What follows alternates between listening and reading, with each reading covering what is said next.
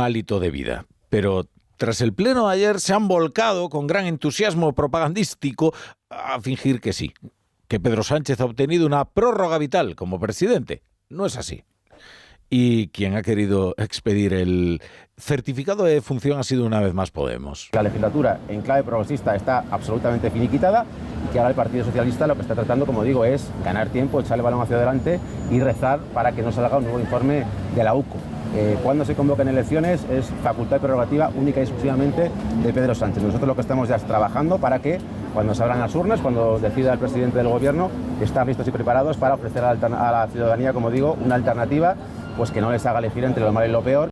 Y lo que dice Pablo Fernández, que lo acaban de escuchar, es cierto.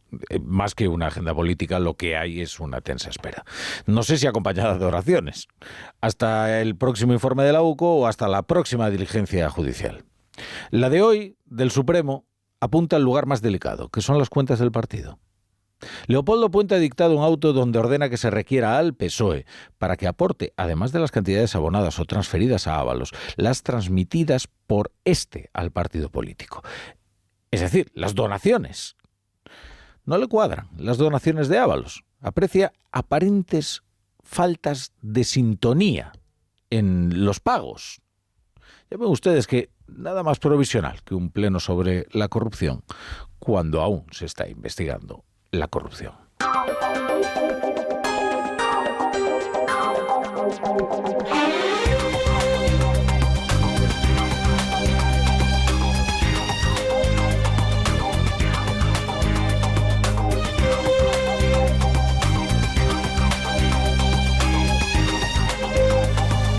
Bienvenidos a Brújula. Si se incorporan a esta hora a la sintonía de Onda Cero y como no hay nada más provisional que un pleno sobre la corrupción, cuando aún se está investigando la corrupción, lo más perdurable del pleno de ayer, de la cita de ayer en el Congreso, es la acusación que Feijóo hizo desde la tribuna a Sánchez de ser partícipe a título lucrativo del abominable negocio de la prostitución, dijo.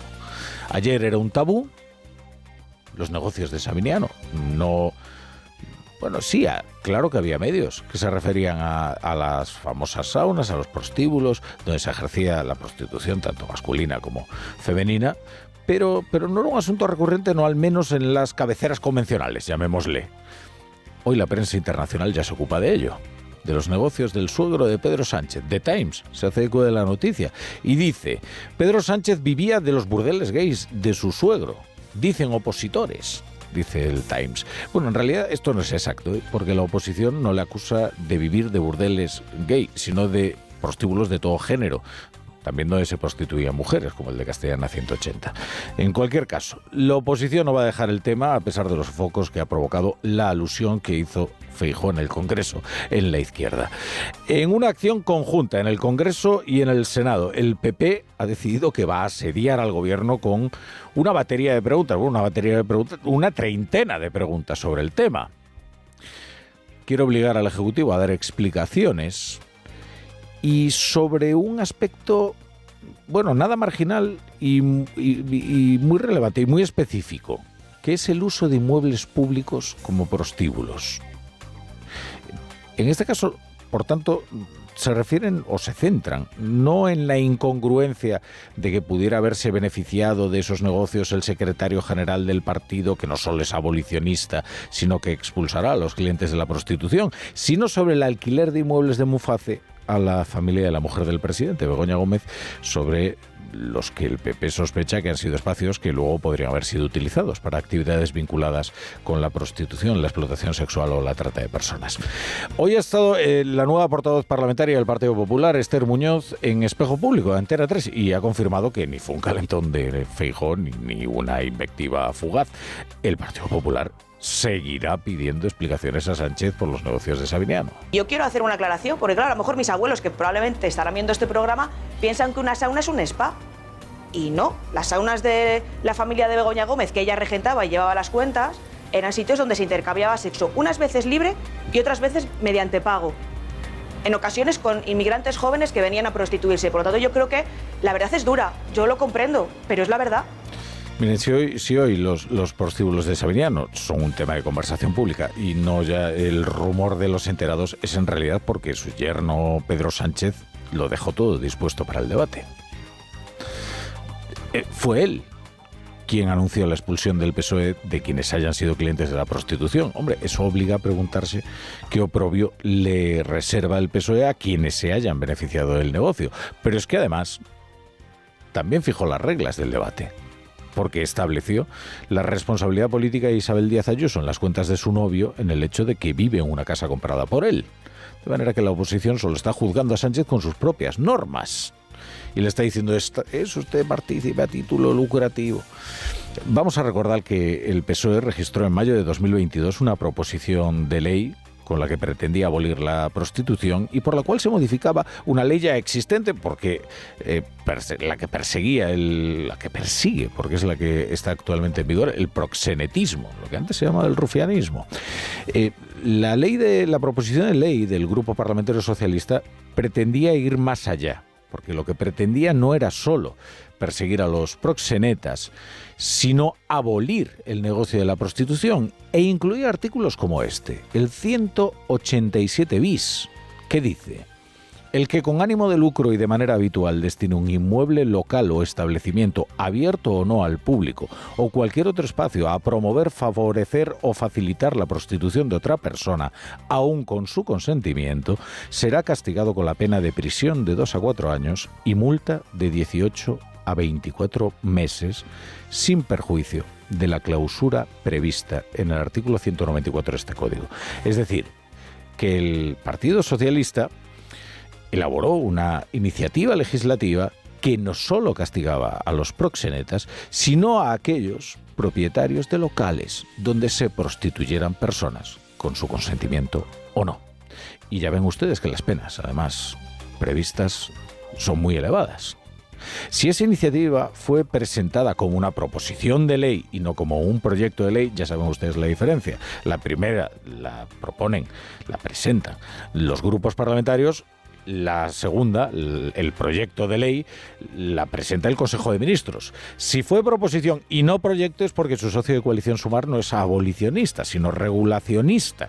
Esto está como Podemos, no en prohibir la prostitución, sino regularla como una actividad laboral. Y por la misma razón, por falta de apoyo, no prosperó en el Congreso de los Diputados. Pero fue presentada, Y hoy el PSOE ha renovado su compromiso de abolir la prostitución y hoy mismo la ministra de Inclusión, Seguridad Social y Migraciones de España, Alma Saíz, lo ha reivindicado. Saben que represento y formo parte de una formación política que tiene un compromiso absolutamente inequívoco con la igualdad, con luchar contra toda suerte de explotación sexual que se pueda poner encima de la mesa con contundencia y desde luego poniendo, que es como se tienen que hacer, leyes. No solamente quiero también poner en valor el pacto de violencia de género, el pacto estatal, pero también poniendo posiciones como es el abolir la prostitución. Así que pues es a través de las leyes como seguimos siendo un país cada vez más libre y cada vez más avanzado en derechos. Y también el ministro del Interior, Grande Marlaska. Nuestra voluntad evidentemente es regular la prohibición de la prostitución. Va en nuestro programa de gobierno y es algo esencial y prioritario para nosotros y lo vamos a trabajar. Ahí cada uno se podrá retratar o calificar en un tema cuando la cuestión esté en las Cortes Generales, que es donde debe de estar. Es decir, que el Partido Socialista sigue empeñado en abolir la prostitución, igual que lo estaba en 2022, cuando registró en el Congreso de los Diputados esa proposición de ley que castigaba no ya solo a los proxenetas, sino a los propietarios de aquellos locales donde se ejerciera la prostitución. Y lo hacía, como ven ustedes, con penas muy elevadas. En cualquier caso, ni esa ley, ni ninguna otra, alguna iniciativa saldrá, pero bueno, la esperanza es bastante exigua. No va a prosperar ninguna iniciativa legislativa porque la legislatura está muerta. No moribunda, muerta. Cese de funciones. La propaganda oficial se ha volcado en ofrecer una visión eufórica del Pleno, como si Pedro Sánchez hubiera superado una cuestión de confianza y esto le hubiera dado un impulso político para terminar la legislatura. Pero lo de ayer no sirvió para eso. Y de hecho, si hubiera sido una cuestión de confianza, realmente la hubiera perdido Pedro Sánchez. Y basta con hacer un cálculo elemental para averiguarlo y haber seguido más o menos el debate y conocer las posiciones de cada uno de los grupos expresadas públicamente. Sin embargo, cuanto más falaz es la propaganda, pues más exagerada tiene que presentarse. Y ahí es donde Óscar López, en la exageración, se desempeña como ninguno. Casi ha presentado esto como una nueva investidura. Pero si le ha dicho el PNV, que tiene 3 salidas, y las 3 implican su salida, ¿qué interpreta Pedro Sánchez? ¿Que le están invistiendo de nuevo? Le han invitado o a presentar una cuestión de confianza o a dimitir y que el PSOE presente un nuevo candidato a una nueva investidura o unas elecciones anticipadas. ¿Y qué decir de Podemos? Que ya han escuchado ustedes a Pablo Fernández. Podemos ha dicho que Sánchez es el problema y por lo tanto no puede formar parte de la solución. El otro Óscar Puente ha recuperado la voz después de los recientes caos ferroviarios que lo habían enmudecido. Ahora en la sección de Marta García Bruno, que hemos bajado al archivo, qué curioso, qué tiempos aquellos, ¿no? En los que 6 minutos de retraso significaban en el AVE que te devolvían todo el billete.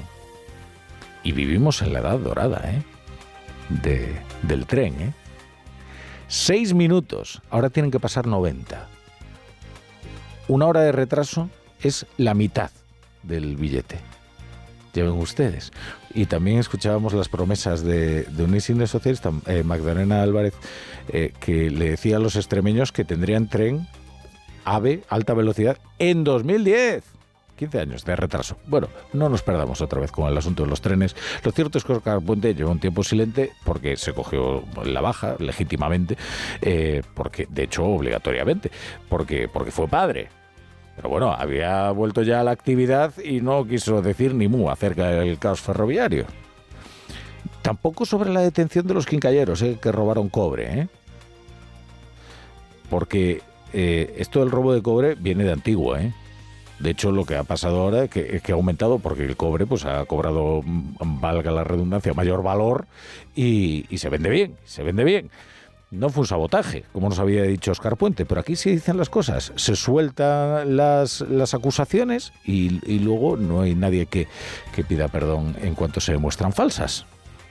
Habían sido unos delincuentes comunes multireincidentes. Claro, sabían dónde estaban las cámaras porque están hartos de robar cobre. A Óscar Puente le han preguntado por si atisbaba la posibilidad de unas elecciones anticipadas. Y la verdad es que la respuesta tampoco es demasiado convincente. Respecto a si va a haber elecciones antes de un año, yo creo que no. Pero oye, depende, ¿no? Depende de las circunstancias, depende de los acontecimientos, de qué novedades se produzcan, etcétera, ¿no?